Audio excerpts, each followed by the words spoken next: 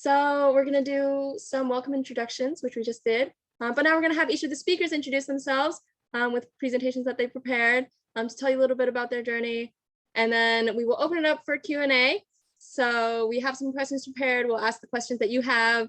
And then finally, we're going to wrap up. So pretty straightforward, pretty simple, and very exciting. So about climatEDU. So if you guys don't know about us, we started this project late July 2020, so just about a year ago, our 1-year birthday. It's an online climate course that's made by students for students. It's completely free online. You can access it like literally anywhere, anytime. Like it's 8 units, so it's about 274 sources. So we pour our heart and soul into gathering our favorite videos, favorite articles, favorite interactive things from across the internet. We put it all in one big organized course that will guide you from like the climate basics all the way to like the solutions that people are taking right now, things that you can do in your own life. So yeah, this is our very first ever camp, and this is our very first ever speaker panel. So I'm so thankful that you guys are here. And these are our course instructors. One of them is on vacation. The other one got kicked out because we are in the middle of a big thunderstorm here in the DMV. But Michelle and I are here today, and we are so excited to welcome you. Yeah, and so now I'll just introduce our speakers for today. So our first one is Andrew Revkin. He is an environmental journalist and founding director of the Initiative on Communication and Sustainability at Columbia University's Earth Institute. And our next speaker is Marc O'Brien. He's a climate designer, strategist, educator, and co-founder of The Determined, which is a creative studio for a climate resilient world. And then we have Krysta Hougen, who is an environmental communication specialist at the National Oceanic and Atmospheric Administration, or NOAA, Chesapeake Bay office. And they're going to be sharing their screens as well, just to introduce themselves a little bit more and talk about what they do. So Marc, go ahead. Feel free to share your screen. All right, awesome, thank you. I think I need to be given permission from the host. Yes, I will do that. Go ahead, you should be able to now. Cool, thanks.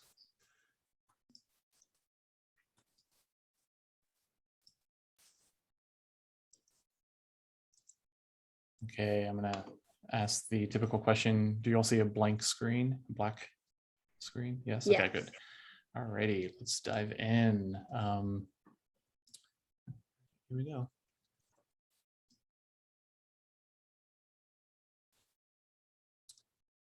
From everyday objects like a bracelet or a planter to diamonds, all of them made out of captured CO2 from the air. Even shoes, the shoes that you see here on screen, are all made from captured CO2. We have leather from pineapple, mushrooms, and other natural materials.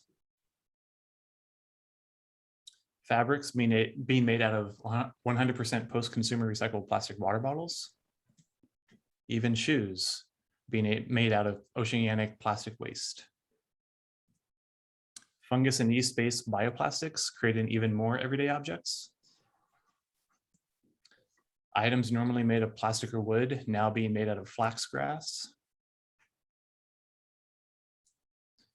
Lab-grown and plant-based meat tasting like real meat. Large public digital screens showing real-time air quality. And even ink being made out of algae. So these are the products and new technologies that are going to be making up our world. A lot of them actually do exist, but I want to zoom out a little bit. I want us to think bigger. I want us to imagine a world as a whole, cities living in harmony with nature, people living in harmony with buildings, and nature living in harmony with buildings. Today, we see ourselves at a fork in the road. Are we just going to stay in line with the status quo? Are we going to allow people to extract precious resources, finite resources from our planet, resulting in the breakdown of our climate? Or are we going to support those making a world a better place for all living species? Are we going to be designing better products that do less harm or no harm to the planet?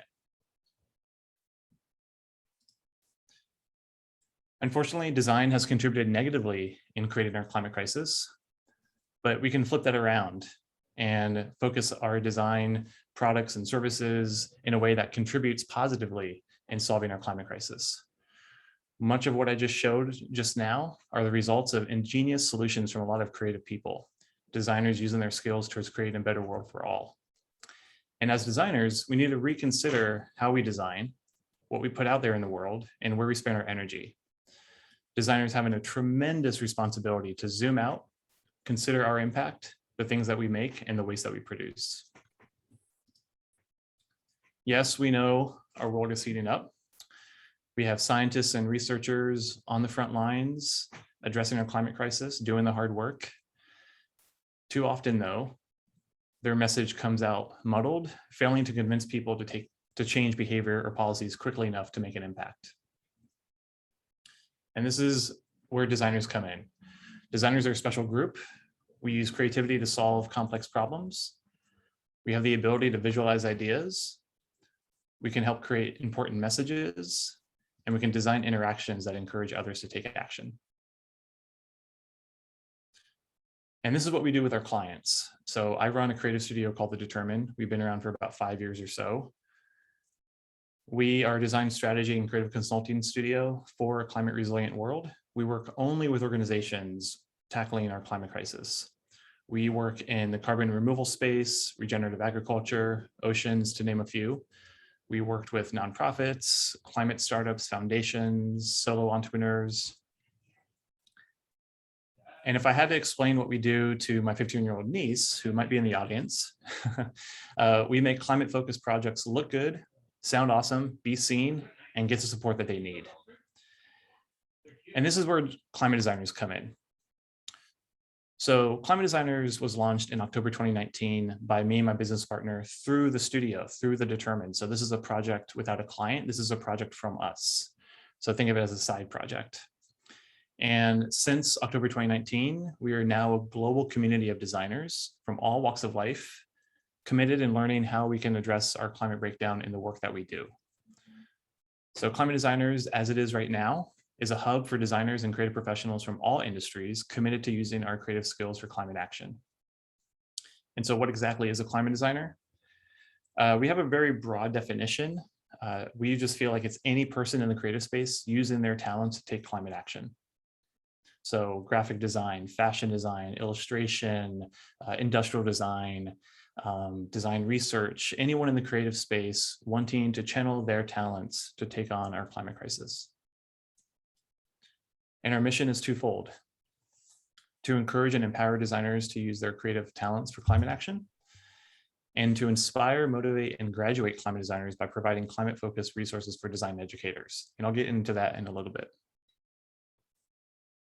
So we're calling all designers from all industries and disciplines working in-house or at small studios, full-time, freelance, to use their talents to address our climate crisis.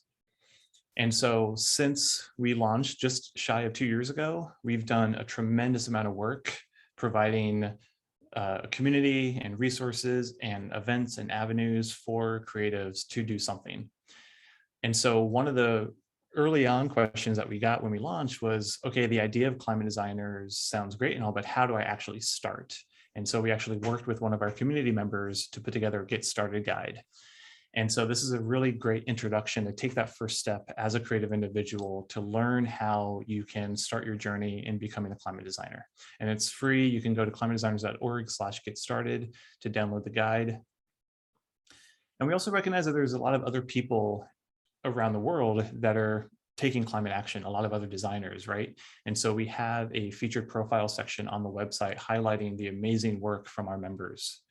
And so you can go to the website and look in the featured profiles and get a sense of what all these different types of designers are working on. And of course, like everyone else, we have a podcast. And so historically, we've been interviewing designers from all walks of life, talking about their climate journey, how they actually implement climate frameworks and things like that into their creative practice. Now we're wanting to zoom out and talk bigger, and I can get more into that in the Q&A, but definitely check out our podcast. We actually launched a new podcast for all the design educators out there called Climify. So that's a separate podcast underneath the Climate Designers brand. We have chapters all over the planet. We realize chapters are really important because the climate is affecting everyone differently.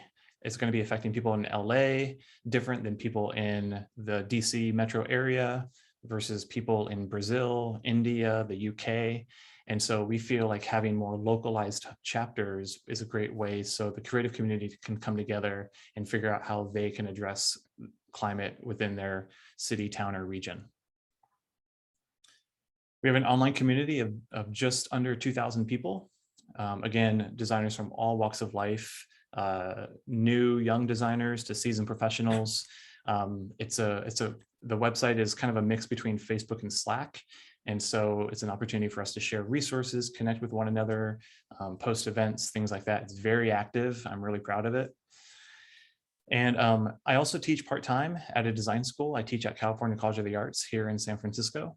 And so I've been fortunate enough to have a class called Climate Designers at CCA that I've been teaching over the last year and a half or so.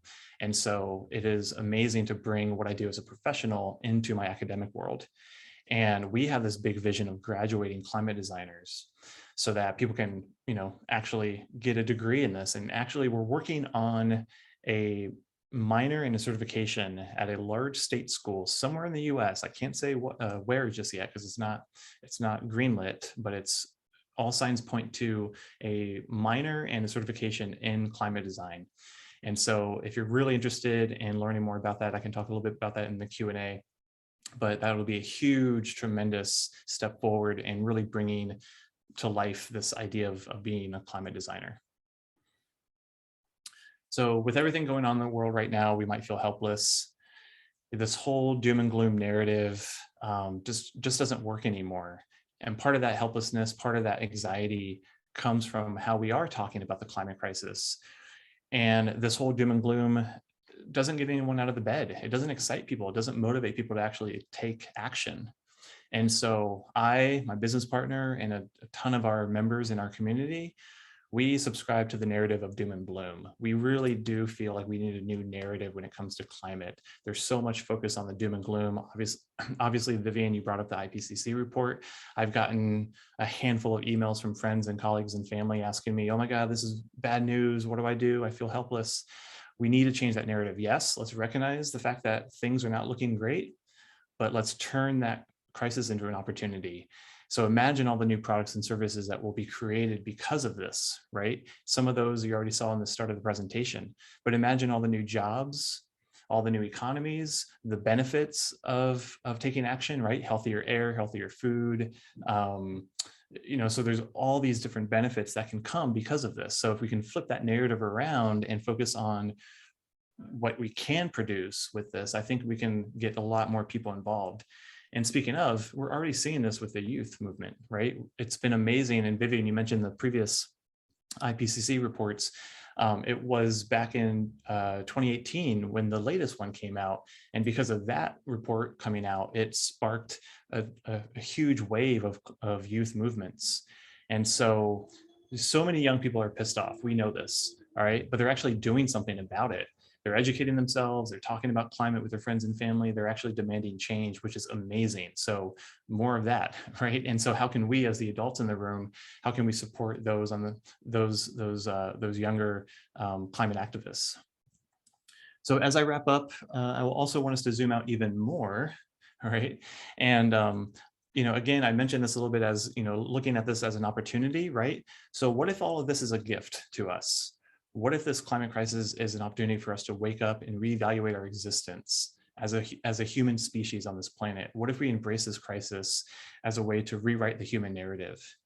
What's the new story that we want to create for our species, right? What's this narrative that we can all come together globally and write together so that we can move forward? Yes, sure, it's going to be hard. It's going to be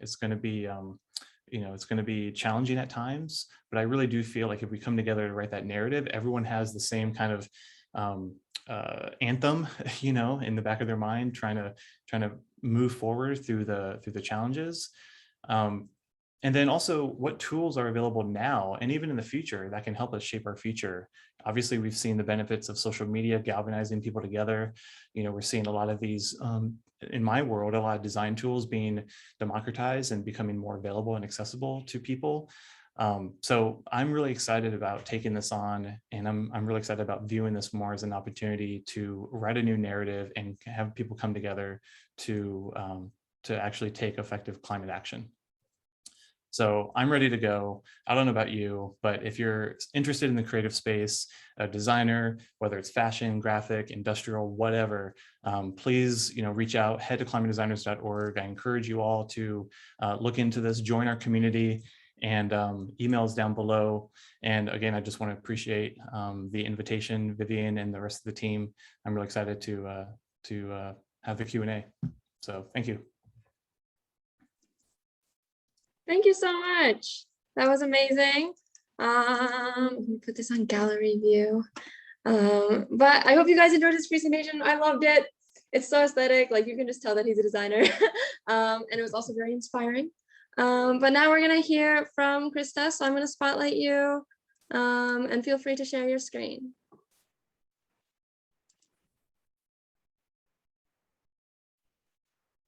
All right, you're gonna have to give me a moment because my office does not allow me to use Zoom, so I'm not as practiced in it. You're good. As Take your much time. as I would like. All right, I think I might have to change this. We see your screen. You see your screen. Now you see my slides, and now I gotta make my slides big. This is what happens when you live only in Google Meets. All right. Yeah, so thanks again for having me. My name is Krysta Hougen, and as you heard, I work for NOAA Chesapeake Bay office. So that is a federal government, NOAA is. And in my office, we just focus on the Chesapeake Bay region. So that's the entire watershed. It's all 6 states that go up to New York State, down to West Virginia, and into Virginia. And in that position, I mainly work with teachers. So, I was interested to see climatEDU. I poked around a bit because that's like something for students, made by students for students. So I actually have a similar online course that's made by teacher for teachers, because everyone needs education in climate change. And don't forget that education is a huge solution on climate change, because when we're talking about asking people to make changes, asking people to choose Marc's designs over other designs, if they don't understand the threat of climate change, why would they do it, right? So remember that anything you learn about climate change, you can do a huge solution by turning to a friend and telling them about it. So that's my big takeaway right now. But as for what I do in my job, a lot of our focus in the past 2 years has turned to climate change. NOAA is composed of a lot of scientists that work in the oceans all the way up to the atmosphere. So we have a lot of climate scientists in our agency, but also fish biologists. I mean, almost anything you can imagine. But a lot of that science stuff that comes out, that data, it's just hard to understand if you yourself aren't a climate scientist.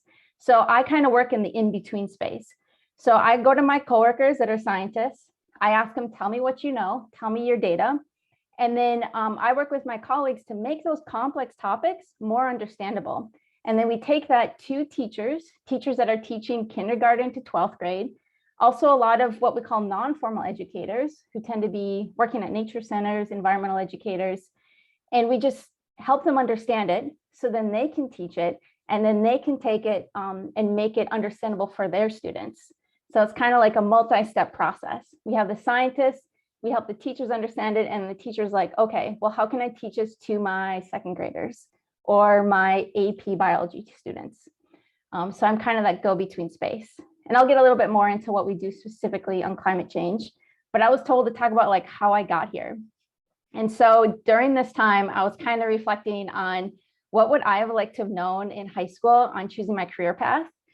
And the reality is I didn't get much guidance. I just learned that I like science, and that was probably from spending a lot of time outside, including gardening a lot with my grandma. And from that, I learned I love nature, I love science. And I was just a good student. And so I think my guidance counselor didn't feel like they needed to pay attention to me. And they're like, she'll figure it out.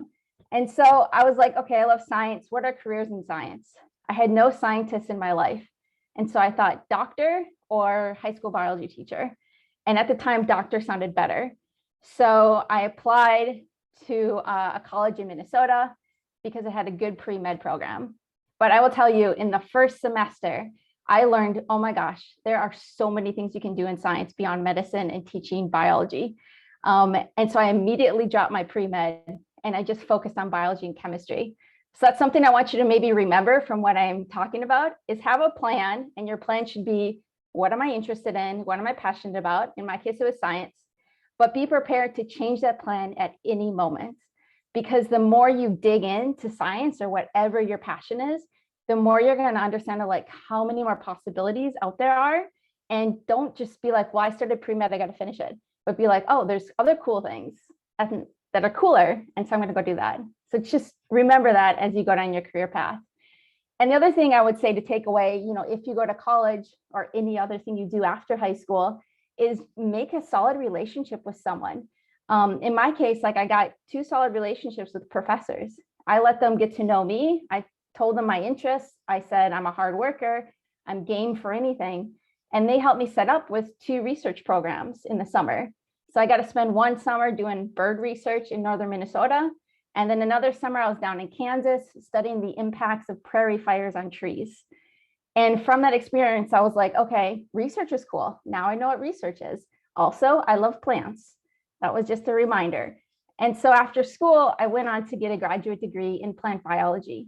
And from that, I was researching a lot, but more exposure to research made me realize that, I love the outdoor data gathering and setting up the project, but the majority of my time was actually inside on the computer doing analysis, doing research. It was interesting, but at the same time, I was teaching biology classes for undergraduates, and I love that.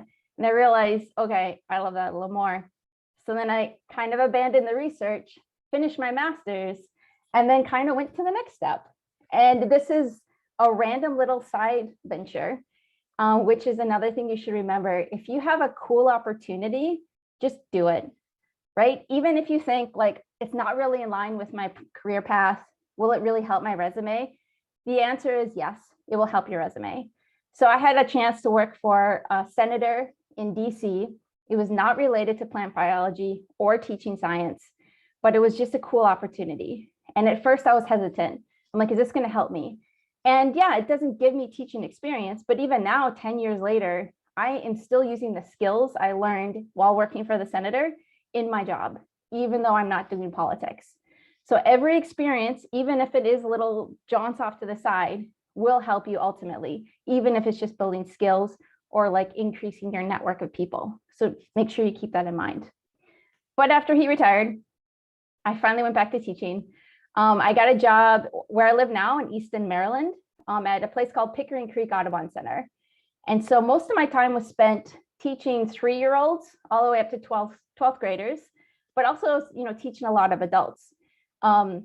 This was my first exposure to teaching climate change, because kind of in the last couple of years I was teaching there, National Audubon Society, which is across the country, said, centers across the country, we want you to incorporate climate change education. This is an important issue. And we were excited for the support. We wanted to do it. And we started looking at all the programs we did from kindergarten all the way up to high school. And it doesn't have to be a climate specific program. You can incorporate climate change into everything. And that's what we started doing. And then at one point, a county came to us and said, we need a science program for 4th graders. Can you help us? And we're like, yes, if you let us teach climate change. And they were game. They're a little hesitant at first because they're thinking like, well, but 4th graders don't understand what a carbon atom is. And we're like, they don't need to know, right? You take any problem or you take any complex issue like I'm doing in my current job, and you just adjust it. Because no matter how old you are, any student, a 5-year-old can understand what change is, right? They can go outside, they can make observations. And that's where you just need to start. And so that kind of taught me, it's like, I really like teaching climate change. So I decided I wanted just a little change. I'm still in Easton, Maryland, but now I'm working for NOAA. And here, instead of teaching students, I'm primarily teaching teachers. So again, I'm teaching K-12 classroom teachers and non-formal educators, again, that are at mostly nature centers. And in the past year, especially, we've done a huge shift to really focusing on climate change education. because NOAA as an entire agency is really taking this on as a big issue. And so some climate specific things we've done, I know Vivian, and I think one of your colleagues also presented at the Mid-Atlantic Climate Change Education Conference. That was in June. That was virtual. And we brought together across the whole Mid-Atlantic teachers sharing their best practices on how to teach climate change. And then I mentioned I manage an online course or a few courses on Chesapeake exploration. I have this one called Teaching Climate Change, and I designed it for all teachers. It could be a teacher who teaches first grade, who has no background in science. They can come to that course and understand what climate change is. Or it could be a teacher that's teaching AP biology and they have a climate change background and they just need a refresher and they need to understand where some more resources are. Because really the issue we have found a lot of times with these teachers is they want to teach climate change, but they don't know how to, right? And so if you're sitting here reflecting on why I'm not getting climate change education in my classroom, it might not be because they don't want to teach it. It might be they just aren't prepared. Because the reality is climate change has not been taught in schools for very long. So you might have a teacher that was only in school, college 5 years ago or 10 years ago. Wasn't that long ago, but they didn't really learn about climate change much then. And so now they're all of a sudden in a position where they're supposed to teach about this topic that's complex and then sometimes it's controversial, right? They know they might get pushback from students or parents that they don't feel ready to do that. And so that maybe that's why they're not teaching it, not because they don't want to. And so that's kind of where we come in, is we offer workshops for teachers where we are kind of like a safe space for them to come in and to ask all those questions so they feel confident that they can go and teach climate change to you all in the classroom space. And so my charge to you is to help us get climate change into more classrooms. If you live in Maryland, I'm not sure where you all live, but Maryland and many states across the country actually have climate change education as a required standard if they're part of next generation science standards, which Maryland is and a number of other states. So you already have like reached that first hurdle. It is required. It is a standard. You have to teach it. But now if you're not teaching it, ask why. You know, does a teacher say like, I don't know how? Well, you can send them to me and I can help them. Or you can also go to your school board and your principal and be like, you know, we need money to train our teachers to teach this important topic. Because like I said, education is a huge solution. People need to understand how climate change impacts them and will impact their family before they really make any significant lifestyle changes. So I ended that on an assignment for you, but I'm here for questions about anything. Thank you so much for the presentation, Krysta. It was very, very informative. I loved all the advice that you had, especially for like students, like what to do in college and stuff like that. I'll be sure to keep that in mind when I go to college. And yeah, I'm so excited. I hope people have lots of questions for you. I'm going to open up the floor for Andrew to share his screen. He's Professor Revkin at Columbia. So feel free to share your screen. Introduce yourself. Initially, I'm just going to talk for a minute because I want to show something on my screen, and then I'll share. It's great to be part of this. Krysta, that is super exciting. My wife actually works training teachers how to teach sustainability. So I got to put you in touch with her. One thing I'll ask you about later, perhaps by email or something, is whether other watersheds, you know, every place is in a watershed of some sort. And the Chesapeake is a very big one, but there's probably some learning that's gone on how to teach climate change with the concept of living in the watershed. So that's something we could talk about. So I'm a journalist. I didn't grow up wanting to be one. I grew up fascinated by nature in Rhode Island, particularly the undersea world, because there was a guy in the 1960s named Jacques Cousteau, who was a hero to many of us, sort of like what David Attenborough is now and others. And, you know, you stick your head under the water, you see a baby lobster under a rock or a scallop swimming. That was really one of my big early wow moments. I thought of mollusks, particularly bivalves, as something that, you know, lives in the mud. But here there was a scallop right in front of me in the seagrass swimming. And all that got me really excited. I went to college, just like Krysta did, to major in biology. I actually was thinking about medicine too, but my brother got a medical degree first. And so that took me off the hook. And because it's really hard, organic chemistry. It's good for some people. It wasn't good for me. And I was really lucky. And this gets to something else that she just said, which is to take the main chance. There was this fellowship being offered at the university. I was at Brown University when I was getting ready to graduate. And it could basically, if you came up with a really good proposal, you could go anywhere in the world and do something for a year. And back then in 1978, it was $6,000, which is like probably $30,000 or $40,000 today. I don't know, something like that. And I got this thing. And so here's this guy, I think he's going to be a scientist, going out into the world. And there was a sailboat in New Zealand after I was doing this project, and they had a sign out that said crew wanted. Now, if I'd stuck to my plan, I would have stayed in that area of the Pacific Ocean. But I also grew up in Rhode Island sailing, so I actually got on this boat. So sailed 2/3 of the way around the world, and that trip made me want to be a journalist.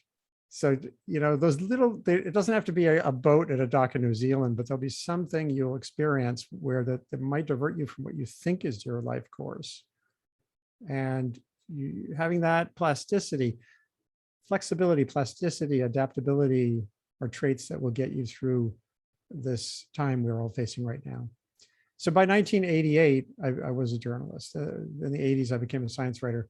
I have this museum piece here. It's my first cover story on global warming, which this is from 1988. This was the year that the famous climate scientist Jim Hansen testified to the Senate.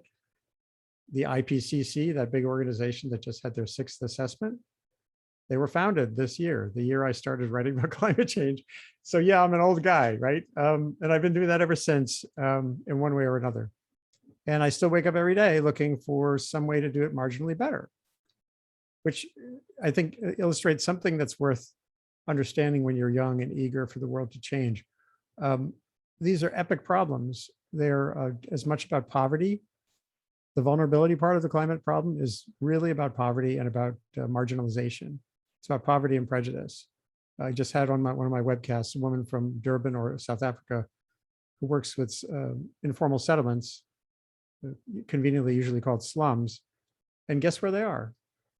They're on steep slopes and they're along floodable plains along rivers. So marginalization puts us in peril. New York Times did a great story on climate heat and cities. And guess what? They looked at this, they followed research that was across the United States, and it found a pattern. Black neighborhoods now didn't just become Black neighborhoods magically. There was racist housing policies, and they're the hottest parts of cities. So that's not, it's a story the Times found a way to tell. It's not an easy story to tell, but it says that a big part of going forward isn't always about solving the climate crisis. More magazine covers like this is not what I focus on now. I run a program at Columbia, small one, just got started 2 years ago, on communication innovation.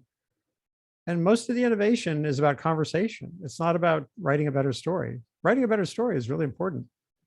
But you take an issue like this and it's full of facets that only become, where the solutions only become clear through a lot of listening and a lot of back and forthing and a lot of like design folks like Marc, talking to people who have a challenge and say, well, how do I convey that more effectively? Well, the first question is, well, what's the problem? Then what are the facets? What are the drivers of the problem? And then who would you need to reach to get some traction on the problem?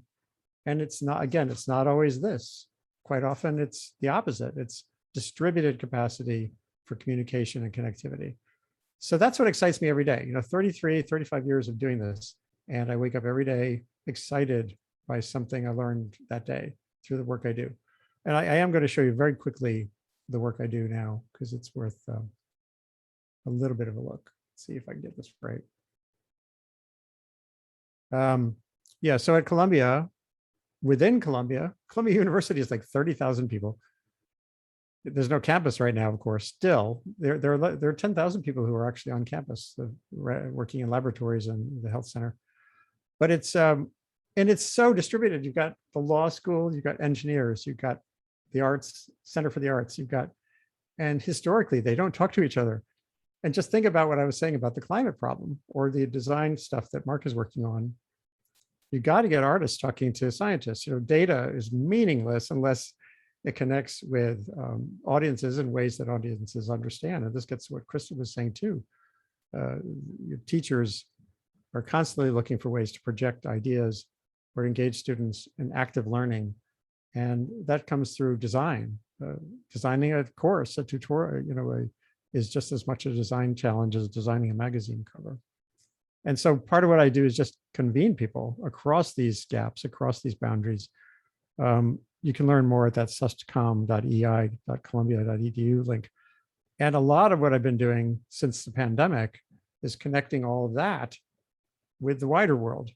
And the awful downside of the pandemic was isolation, two-dimensionality, this screenification of our lives. But I started running webcasts in early March last year. And soon I was having conversations with people in Bhopal, India, who were together creating these food distribution networks when they had their lockdown there spring last year. I've done global conversations on vaccine hesitancy and vaccination communication. I've done the same things recently on forests and climate and on and on. And so you have that great ability to build networks that have no walls. Here we are through a two-dimensional screen, but there's great things to do. One of the fantastic innovation that I did a session on last year was a guy who used to be in the White House, sort of a technologist, who's built a portal for teachers and students to be sifting real-time data, like day-to-day data on Amazon deforestation. And these students, in this case in Massachusetts and Iowa, the initial groups, they helped to identify illegal intrusions into the Yanomami Indian territory in the northern Amazon. And that led to a story by Reuters, the news agency, and that led to a lot of new pressure on Brazil. So students in Massachusetts and Iowa, through this limited portal, were doing something actively that's changing lives for the better in the Amazon. And that's, again, just one of the examples that I wake up to every day that excites me so much. Again, I started out in this kind of world, 1988. The back cover of this magazine, which I did not show you, is a cigarette ad. And that says a lot to me about complexity, that even us in the media, even you'll look now and you'll see ads for, oil and gas and publications that are also selling you climate concern, and that's complicated. This story that I did in 1988 had a big section on, guess what, developing nations have hardly used any fossil fuels, and they have hundreds of millions of people who don't have electricity. And for them, actually, some access to some fossil fuels is a solution to development challenges. So understanding there isn't one story about climate change either makes it easier to sort of find your place in it. And by the way, here's Wired magazine, the super slick magazine. I got this in the mail last summer, and it still has cigarette ads. So there's a lot of work to do, and not all of it's about climate. I was at the New York Times for a long time. I'm just going to very quickly, I learned a ton. I was there for almost 20 years in different capacities. I went to the North Pole, the Amazon, the Vatican, amazing experience, but it's still a very one unidirectional experience. Me reporting a story, writing a lot of notes in a pad, putting it together into some kind of narrative and sending it out for you to read. And then thank you very much and going on to the next one. Storytelling is important, but it felt very limiting ultimately. And that led me to blogging. I started .earth there in 2007. I still was a full-time reporter doing my regular work, and the blog felt like a way to connect with readers. And it was really exciting. And I started to write about film and all the dimensions of the climate problem. And I got excited about connectivity. We're building this global capacity to share and shape ideas. But then it got really noisy. As you all know, social media is not some like clean, magical place. It's full of all kinds of monstrous trolls and every kind of, and people who are actively trying to break the world. And that's a very discouraging reality. It's part of the human experience. We seem to go through these cycles with everything we do. And that led me on to, again, to, it leads us all. I think if any of you haven't felt like this cameraman whose picture I took at the climate talks in 2015 2010, 2009 in Copenhagen, that was when things went really sour. We've all felt that way. I wish we could do a group hug right now because I know you've all, one way or the other, felt very discouraged. But there's so much to do. Just a couple of quick examples, and then we can go to Q&A. There's an organization called the American Geophysical Union, which is like 30 or 40,000 earth scientists, hydrologists, geologists, climate scientists. And about 7 or 8 years ago, they created something called Thriving Earth Exchange. It's thrivingearthexchange.org. And it's just what I was saying earlier. It's a way to listen. It's a match.com for communities at risk and scientists with solutions. And you go there and you can find, if you have a chronic flooding in your town, or if your soil's blowing away, you can find scientific expertise. Within journalism, there's a solutions journalism network, which excites me because it's flipping the script on what journalism does. It's journalism that's more interrogatory than expository. We're here to help you. What can we do?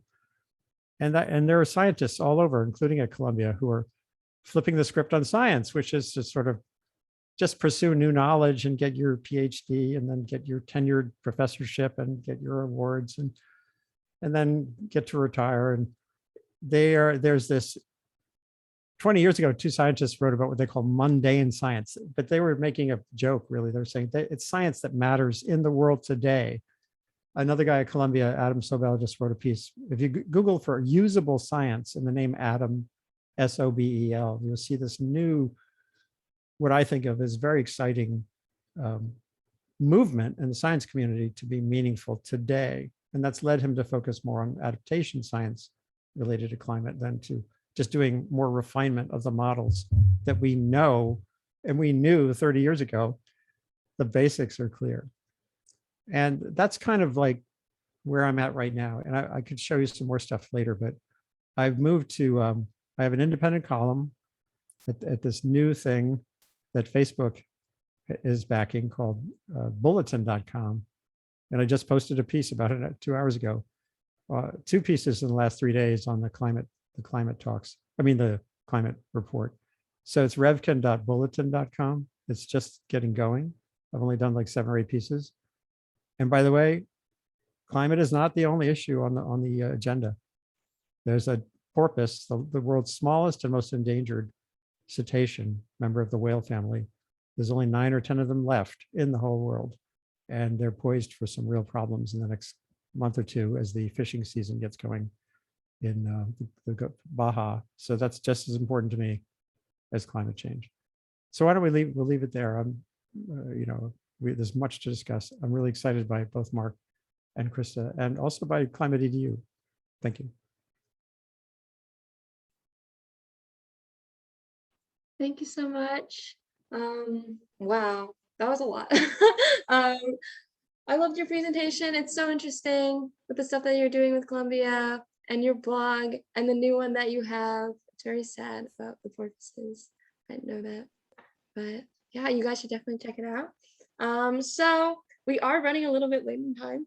Those of you who noticed, no, you're good. You're good.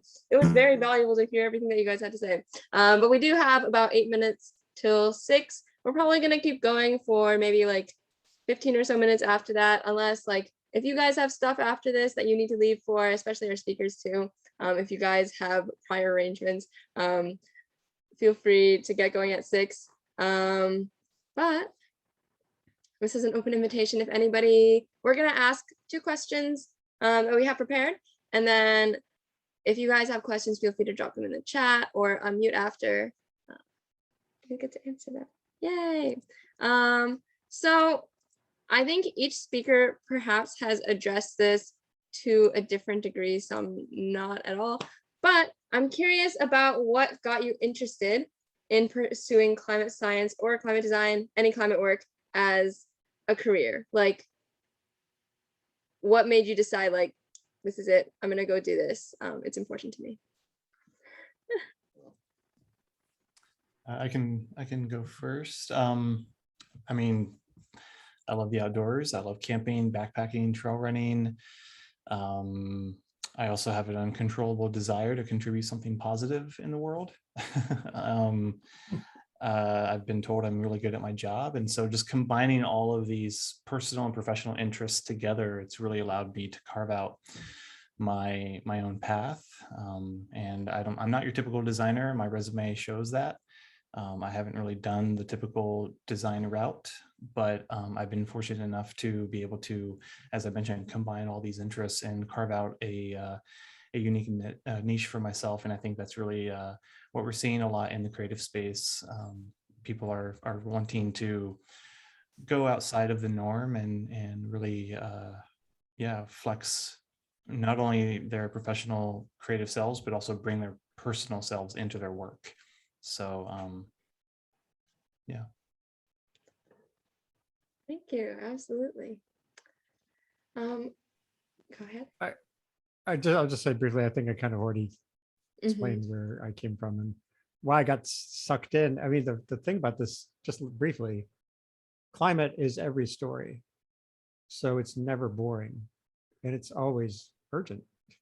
And so that's why it's hooked into me and I can't let it go. Absolutely. Krysta, do you want to speak about it? Or I feel like you have already talked about this, but if you have anything more to add, feel free to. Yeah, I mean, if someone were to ask me what I did, I don't think I'd actually have the word climate change or climate science when I described what I did.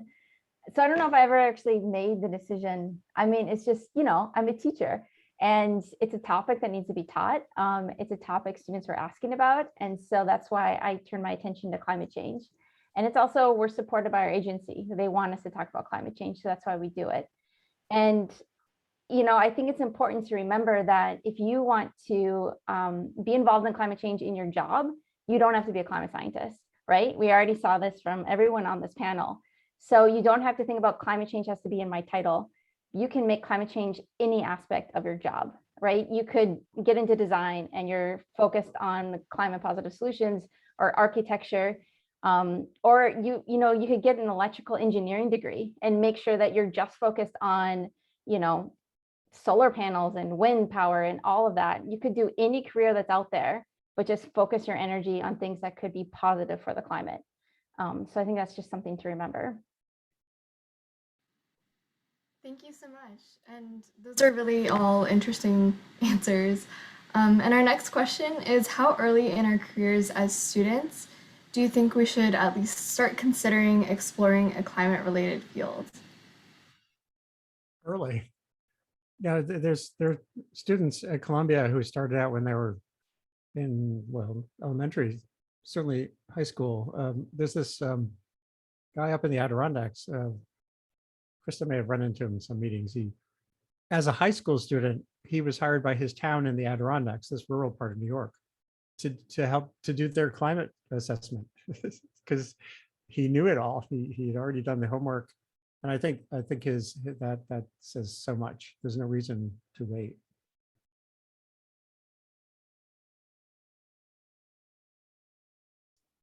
Yeah, today, I mean, time's ticking. And so I think the thing to maybe avoid is to have years go by and you wake up in your late 20s, late 30s, late 40s and realize, oh crap, so I think at this stage, we need all voices involved in this larger conversation, no matter what your age is, and so, or your profession as well. So I think it's just try to look for those ways to incorporate. And as Andrew and Krysta mentioned, there's all these other aspects that don't necessarily deal with the climate science. So the IPCC report, as doom and gloom as it might have sounded, there's a lot of tentacles that are that kind of go off of that as well. Andrew mentioned a number of this in his presentation around social justice, right? Environmental justice, racism, all these things that have at least that climate thread in it. So as Krysta mentioned, you don't need to be a climate change person, know the basics, of course, but then how can you find those opportunities to incorporate the work that you're doing while also keeping in mind what's going on, in terms of the climate crisis? Yeah, I don't think I have anything to add. As soon as possible, if you're interested in it, start digging in. You heard it first here today. I want to invite you guys, don't be shy. If you have questions, if you are curious, feel free to also private message to us and we can just read it out for you. In the meantime, I have another question for you guys. Are there any like unique questions that you feel like you get asked a lot? Any like, or like, even if it was just once, like any interesting questions that you feel like you get asked about your career ever?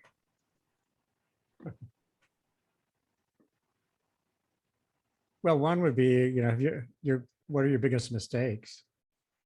And, as a journalist, we're always under the lights, more so than ever because of social media. And when I look back, I think the biggest sort of meta mistake I made was thinking of global warming, kind of like what we were saying a minute ago, is just about the heating of the planet, and not realizing adequately that vulnerability is the profound part of the story, that it takes time to stabilize CO2 in the atmosphere. It's going to take a lot of time. And you look around the world. So anytime you see a headline that says, no one is safe, it's really bull. It's not true. Anyone who's on this call right now is vastly safer than someone in that slum in Durban that I mentioned earlier, or an indigenous tribe. And the exposure to today's climate hazards is enormous. So that's a thing to keep in mind. And that just changes the whole story. If you think it's just about reducing CO2, as I did for a long time, then you're actually putting out into the world the wrong image of the problem. And so being able to assess your setbacks and misperceptions is really important.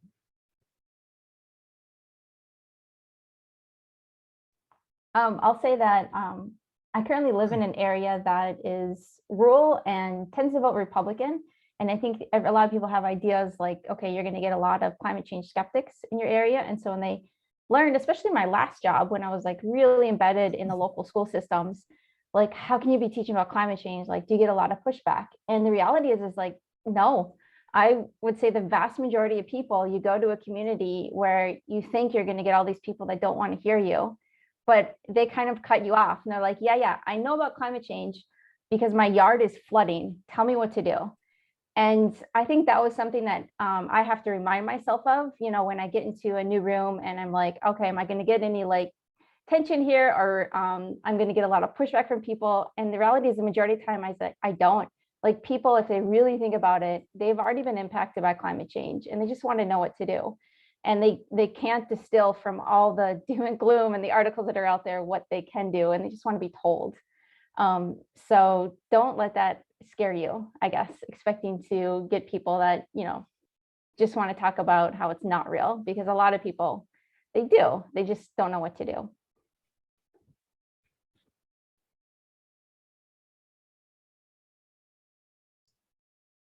I want to actually jump to that question about vegan vegetarianism. It's been really interesting. I've had a few conversations recently, so I'm excited that someone asked that. Thank you, Sophia.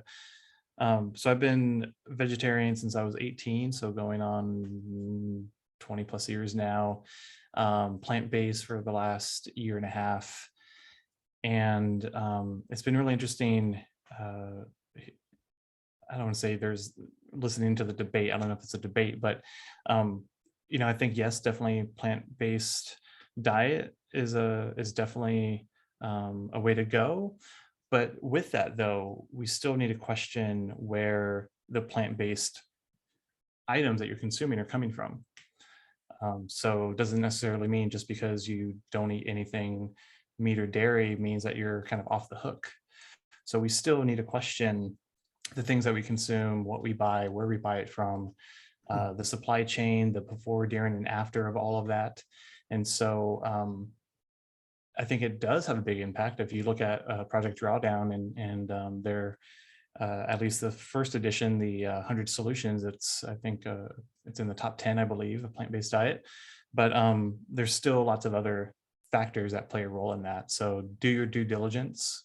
Really be mindful of where your food is coming from. Obviously, stay local. Put together I don't know a criteria that you don't consume anything outside of 50, 100 miles out from where you live. There's small things that you can do to really amplify the impact of having a plant-based diet.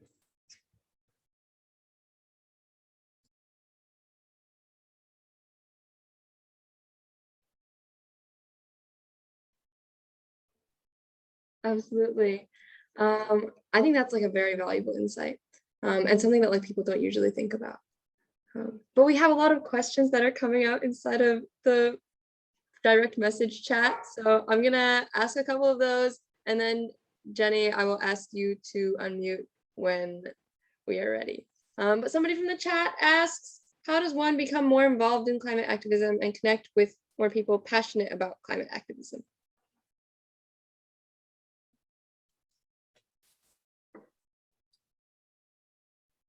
I would say like go to things like this.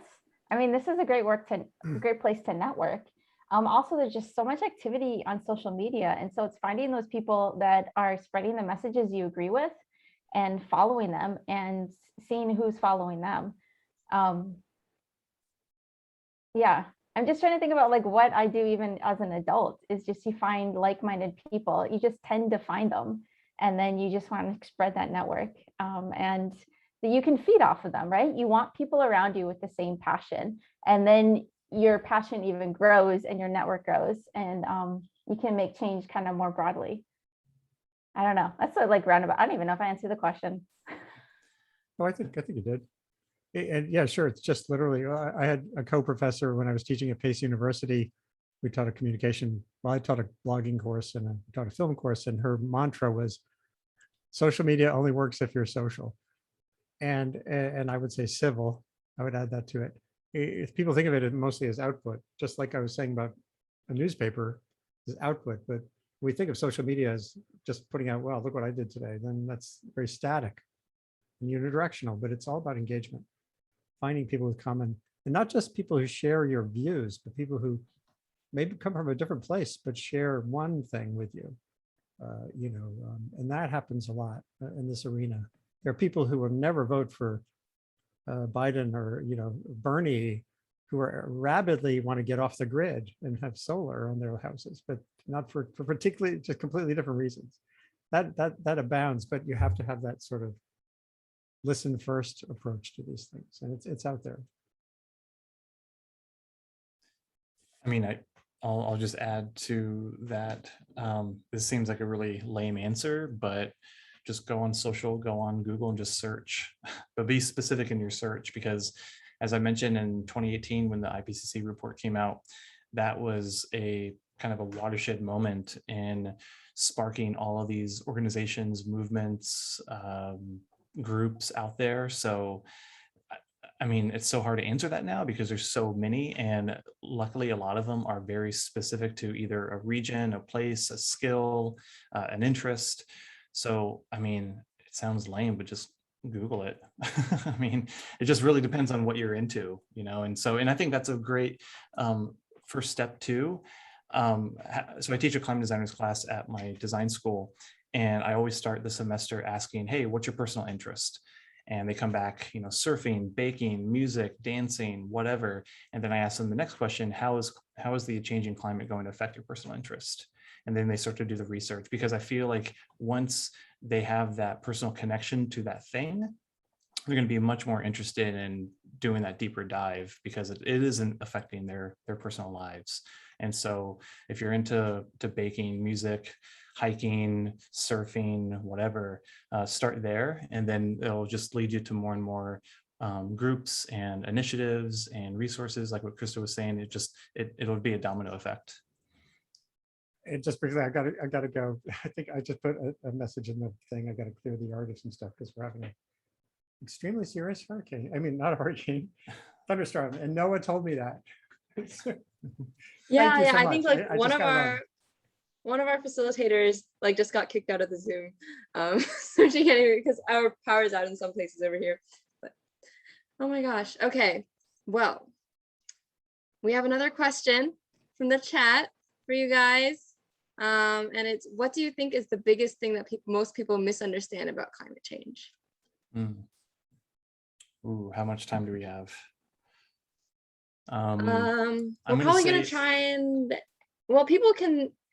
I'm joking. We'll I'll keep this short. I'm going to say something that at times or in certain groups might seem maybe a bit controversial. But I'm at a point now in my professional career or my life period to just start speaking more bluntly. I think a misconception that people have is that their individual action, what they do day to day, is enough.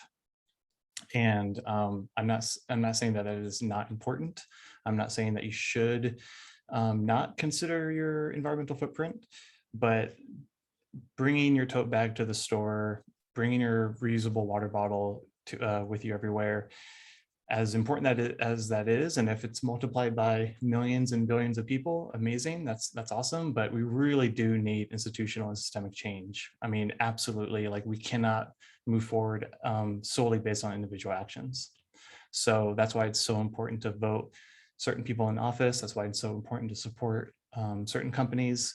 So it's really these bigger, meatier institutions and organizations that we really need to put pressure on. So do your own part as an individual, but know that that's not enough, that you need to be part of this larger movement. I'll say this real quick, and I'm going to pull this up if I can. I sat in on a talk by Bill McKibben a few weeks ago, and oh, come on. And he said a quote that I wrote down that I love that speaks to this. He said, the best thing you can do as an individual is being an individual within a movement. So be part of something larger than just you taking personal action. So.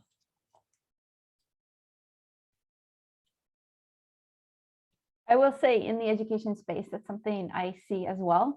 You know, a lot of times we do programs in kindergarten through 12th grade that include some type of action project the students have to get involved with. And sometimes the easiest thing to do is, like, you know, the students will spend their time learning all about climate change, and then the action they want to take in response to it is pick up trash, which isn't really connected to climate change, or do that simple thing, you know, that Mark was talking about, was like, you know, let's bring reusable water bottles to school instead of throwing away this stuff. These are all good things to do. But then I've talked to so many students that then graduate high school with this huge misconception. They're like, well, yeah, but I turn my water off when I brush teeth. Like, isn't that enough? And it's just making sure they understand, like, yeah, you need to take your individual actions now, but we need to expand. We all need to get involved in this to make an impact. And I will say, like, another thing I've noticed, just because I work with so many teachers, we're always doing evaluations on teachers too, right? We want to make sure that we're teaching well, we can improve. And what I see time and time again is even teachers are the ones that, like, are teaching climate change. And I ask them, you know, is climate change impacting you right now? And a good chunk of them say, well, no. And it's because they, like, mainly see in the news, like, it's impacting the glaciers and far off places. And I think the biggest thing we have to do now, and I make it like a point of effort in my just daily life, is just to bring up climate change in conversation. You know, like last month, if you all were on the East Coast, and I think you said you're in California, but on the East Coast, we had days that were the worst air quality days recorded in like 10 years. And it was from the fires up in Canada. And the skies were hazy. And so instead of just being like, oh, the skies are hazy today, and leave it at that, you'd be like, man, you know, like, climate change is really increasing the severity of those fires. And I can't believe it's impacting us. We're on the East Coast, and this is happening, you know, the middle of the continent. And it's just making sure you bring that into conversation so people start to make those little connections. Like, yeah, my allergies are worse because of climate change. It's not a freak thing that's happening in the weather. The hazy skies are worse because of climate change, not because it's just a weird thing. So I think that's the thing I get faced with a lot. Thank you guys so much for sharing. Rochelle, go ahead. I have someone who is raising their hand right now. So Jenny, if you want to go ahead. Oh, okay. Thank you for hosting this great event. I'd like to appreciate the great work that the Blair students are doing through climatEDU. I was actually educated by my daughter, Huixin Sophia Zhong, who is going to be a rising ninth grader at Blair. I did give her a very hard time at the very beginning. I rejected, I doubted, and I did not want to listen. So as a stubborn science lover, Sophia insisted, and I eventually listened and started to understand climate change is actually very serious and urgent. So I want to thank you, Sophia, my daughter, and I'm proud of you. So my question is, as a mom, how I can share more to let with other moms to know more, even before their children bring it up to them, so the moms won't give them a hard time. In a way, thank you. I think no matter the age, I mean, you listen better to your peers, right? I wonder if your daughter had better success rate when she was talking to her friends than, you know, when she's talking to the mom. I mean, the same case was with me, is like when I started talking about my parents changing some of the things they do, they're just like, ah. And it wasn't until they like started like seeing it in the news sources they trusted that they started asking me questions. And also when some of their friends, so right, these are their peers, you know, started looking into like solar panels on their roof. That's when they started asking me questions. And so I think the best thing you can do is like, as a peer with these other mothers, just talk about climate change. You know, like I just said, bring it into the conversation, talk about what your family's doing in response to it.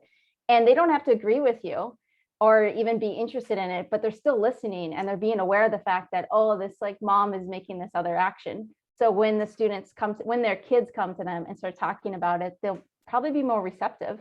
You know, it's not just this thing I've heard like other people talking about it. Maybe I should actually listen. So yeah, actually, I did start to share, and a lot of moms they said, "Oh, really? I didn't know that." A lot of moms were giving this kind of feedback to me, like they were surprised. And when I came back and I tell Sophia, she said, "I'm proud of you, mom. Great job." And she would say that to me. I think it's also to recognize that her education to me actually worked. Yeah, I mean, you can't assume that people know, right? You don't know where their news is coming from. You don't know who they're talking to. So you just got to like open up those channels of communication, and then you'll find out like, you know, maybe there's some things that are missing. And it's not that they don't care, they just don't know. Right, that's very true. Thank you.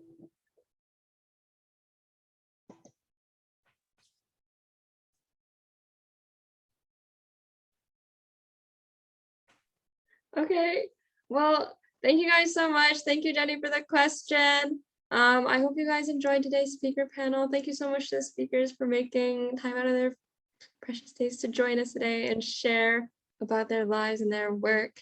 Thank you guys so much for all the advice that you gave us today. If you want, you can drop your contact information in the chat again. I remember people were also asking about like the course that you were talking about for teachers. We're going to drop our links to like to our social media, to our website. And if you guys are interested, feel free to like ask us any questions, ask them any questions. Yeah, it's been wonderful. Thank you guys so much. I will say, Vivian, I'm not on my work computer, so I don't have easy access to that course. Otherwise, I drop it in immediately. But maybe I'll email it to you right now. And if people ask, they can email you and you can share it to them. Absolutely, absolutely. Awesome. Well, thanks, Vivian, and the rest of the team for putting this together. More of these need to happen. So, and let me know how we, the community of climate designers, can support you on your work. So. Thank you. Thank you guys so much. Have a wonderful day. Thank you. All right.